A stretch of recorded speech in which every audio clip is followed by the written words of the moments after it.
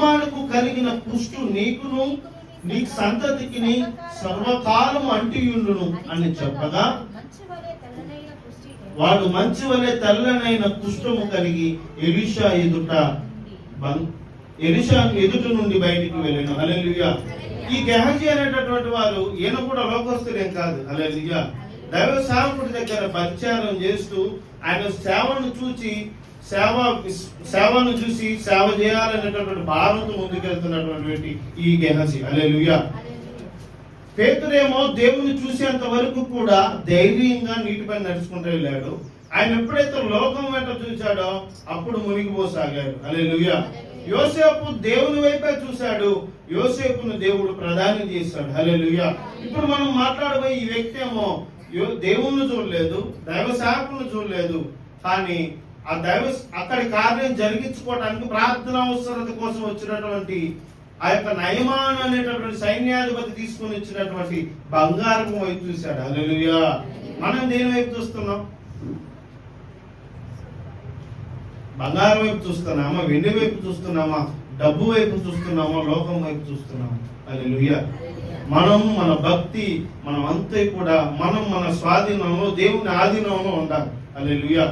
కాబట్టి గెహజీ డబ్బు కోసం, బంగారం కోసం, అయ్యా మా దైవ సేవకుడు డబ్బు పైన 20వ వచనం నుంచి మనం చూసినట్లయితే, సిరియనుడైన ఈ నయమాను తీసుకుని వచ్చిన బంగారం, తీసుకుని వచ్చిన వాటిని అంగీకరించుటకు నా యజమానికి మనసు లేకపోయాను. హల్లెలూయా. ఆ దైవ సేవకుడు ఎలీషా అనేటువంటి దైవ సేవకుడు ఏలియా ఎన్ని అద్భుతాలు చేశాడో దానికి 2 అంతలు అద్భుతాలు చేశాడు. ఈయన ఇన్ని అద్భుతాలు చేశాడు, కానీ మా దైవ సేవకుడికి ఏంటి బంగారం మీద ఆశ లేదు, వెండి మీద ఆశ లేదు. ఏమని మా సేవకుడు ఏదో ఆయన తెలియదు అనుకుంటా, ఈ బంగారం గురించి వెండి గురించి తెలియదు అనుకుంటా అని ఆయన అనుకున్నాడు. కానీ ఆ బంగారం మీద దైవ సేవకుడి ఆశ లేదు, దైవ సేవకుడి ఆశ లేదు, కానీ దైవ సేవకుడి శిష్యుడైన గెహజీకి ఆశ వచ్చింది. హల్లెలూయా. ఆయన చూపు దేని మీద ఉందంటే బంగారం మీద ఉంది. హల్లెలూయా. ఆయన ఆశ వెండి మీద ఉంది. హల్లెలూయా. ఆయన చూపు దేవుని మీద లేదు, ఆయన చూపు బంగారం మీద ఉంది. హల్లెలూయా. దేవుని నమ్మినటువంటి నీవు, దేవుని వాక్యాన్ని వింటున్నటువంటి నీవు, దేవుని మార్గంలో నడుస్తున్నటువంటి నీకు నీ చూపు దేని మీద ఉంది? హల్లెలూయా. లోకం మీద ఉందా? లోకంలో ఉన్న ఆశల మీద ఉందా? లోకంలో ఉన్న డబ్బు మీద ఉందా? పాపం చేయాలన్న ఆలోచన మీద ఉందా? హల్లెలూయా. దేవుని నమ్ముతున్నటువంటి నీవు, వాక్యాన్ని వింటున్నటువంటి నీవు, నీ చూపు అంతా నీ ఆలోచన అంతా కూడా దేవుని మీద ఉండాలి. హల్లెలూయా. ఈ ఆలోచన ఎప్పుడైతే దేవుని మీద ఉంటుందో నీ బాధలన్నింటిని కూడా దేవుడు తొలగిస్తాడు. హల్లెలూయా. ఈ ఆలోచన అంతా, నీ చూపు అంతా కూడా ఎప్పుడైతే దేవుని వైపు ఉంటుందో దేవుని ప్రతి సమస్యను దేవుడు తొలగిస్తాడు. హల్లెలూయా. దేవుని కాదని, దైవ సేవకుని కాదని ఎప్పుడైతే నువ్వు లోకం వైపు చూస్తావో దేవుడు నిన్ను, గెహజీని ముట్టినటువంటి దేవుడు నిన్ను కూడా ముట్టుతాడు. హల్లెలూయా. మనం కూడా దేవుని కాదని లోకాశల వైపు పరిగెడుతున్నామేమో, మనల్ని కూడా దేవుడు ఏదో ఒక రోజు ముట్టుతాడు. హల్లెలూయా. దేవుడు మొత్తుతాడు మనల్ని. హల్లెలూయా. వాక్యాన్ని వింటున్నటువంటి మనము వాక్యాన్ని విని వదిలివేయకుండా దేవుని వైపు చూసేవారిగా ఉండాలి మనందరం. హల్లెలూయా. పేతురు ఎప్పుడైతే దేవుని వైపు చూచాడో, సీమోను అనబడినటువంటి పేతురు దేవుని వైపే చూశాడు. దేవుని వైపు చూసేంత వరకు ఆయన ధైర్యంగా నీటిపైన నడుచుకుంటే వెళ్ళారు. హల్లెలూయా. నీవు కూడా ప్రార్థన బలంగా ఉంటే, నీవు కూడా దేవుని వైపు చూస్తూ నువ్వు ముందుకెళ్తే నీవు కూడా ధైర్యంగా వెళ్ళొచ్చు. నీకు కూడా ఏ బాధ కూడా ఎదురుగా రాదు. హల్లెలూయా. అటు విశ్వాసం, అటు విధేయత మనం కలిగి జీవించాలి. హల్లెలూయా.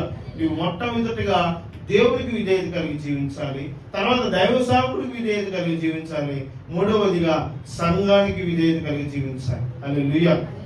ఈ 3 విషయాలలో నీవు ఎప్పుడైతే పర్ఫెక్ట్ గా ఉంటావో దేవుడు నీ విషయంలో కూడా అంత పర్ఫెక్ట్ గా ఉంటాడు. హల్లెలూయా. మన కుటుంబంలో బాధలు, శోధనలు, ఇబ్బందులు ఎన్ని వస్తున్నాయంటే కారణం ఏంటంటే, మొట్టమొదటిగా మనం దేవుని వైపు చూడట్లేదని, రెండవదిగా దేవుని యందు విధేయత కలిగి జీవించట్లేదని, మూడవది దైవ సేవకుడికి విధేయత కలిగి జీవించట్లేదని. హల్లెలూయా. ఈ 3 విషయాలలో ఎప్పుడైతే నువ్వు ఖచ్చితంగా దేవునికి ప్రాధాన్యత ఇస్తావో, దైవ సేవకుడికి విధేయత ఇస్తావో, సంఘానికి ఎప్పుడైతే ప్రాధాన్యత ఇస్తావో దేవుడు మిమ్మల్ని ఖచ్చితంగా శతాధిపతి అయినటువంటి కొర్నేలు కుటుంబాన్ని ఏ విధంగా అయితే ఆశీర్వదించాడో దేవుడు మన కుటుంబాలను కూడా దేవుడు ఖచ్చితంగా ఆ విధంగా ఆశీర్వదిస్తాడు. హల్లెలూయా. దేవుడు వాళ్ళని ఆశీర్వదించాడు, దేవుడు వీళ్ళని ఆశీర్వదించాడు. అని ఎట్లయితే మనం చెప్పుకుంటున్నామో, మనం కూడా దేవుని యందు విధేయత కలిగి దేవుని వైపు ఎప్పుడైతే మనం చూస్తామో, దేవుడు మన గురించి కూడా, మనల్ని ఆశీర్వదించిన తర్వాత మన గురించి కూడా చాలా మంది చెప్పుకుంటారు. హల్లెలూయా. కాబట్టి ప్రార్థన చేయండి, మన చూపంతా కూడా దేవుని వైపే ఉండాలి. హల్లెలూయా. మన చూపంతా కూడా దేవుని వైపే ఉండాలి. హల్లెలూయా. ఎప్పుడైతే మన చూపు దేవుని పైన ఉంటుందో, దేవుడు మన భక్తి పైన కనుదృష్టి ఉంచి మన ఆశీర్వాదాలను, మన కుటుంబాలను అనేక మందిని మాదిరికరంగా దేవుడు ఉంచుతాడు. ఇటు కృప సమాధానము దేవుడు మనందరికీ దయచేయుగాక. ఆమేన్.